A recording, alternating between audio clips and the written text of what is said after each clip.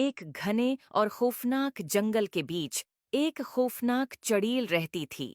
इसकी झोंपड़ी दरख्तों के दरमियान छपी हुई थी और वहां हमेशा घनी धुंध छाई रहती थी जो कभी खत्म नहीं होती थी। चड़ील अपनी खतरनाक जादुई ताकतों और बच्चों को पकड़कर खाने की बड़ी आदत की वजह से मशहूर थी।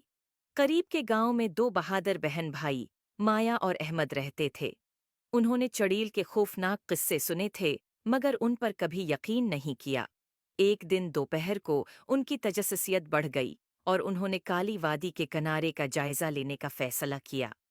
जैसे जैसे वो जंगल में आगे बढ़े, उन्होंने रोशन सरखबीर का एक रास्ता देखा जो मजीद जंगल की तरफ जा रहा था। खतरे से बेखबर, ये रास्ता उन्हें सीधा चढ़ील की छिपी हुई झोंपड़ी तक ले गया। चढ़ील अपने लंबे, उलझे हुए बालों और तारीक, गहरी आंखों के साथ सायों में छिपी हुई उन्हें देख रही थी और उसके चेहरे पर एक मकरुआ मुस्कुराहट थी। उसने एक जादू किया जिससे उसकी झोंपड़ी का दरवाज़ा खटाक से खुल गया। आओ अंदर आओ प्यारे बच्चों, चुड़ील ने एक मीठे अंदाज में कहा। मेरे पास मज़ेदार मिठाइयाँ और जादुई चीज़ें हैं जो तुम्हें दिखाऊंगी। मिठाई के लालच में माया और अहमद अंदर चले गए। झोंपड़ी के अंदर उन्हें एक मेज़ मिली जो हर किस्म की मिठाइयों से भरी हुई थी। जैसे ही उन्होंने खाना शुरू किया, उन्हें शदीद नींद आने लगी। चड़ील ने मिठाइयों पर जादू किया था कि वो उन्हें सलाह दें।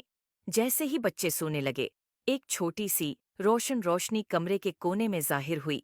ये एक बहादुर परी थी जिसका नाम सोना था।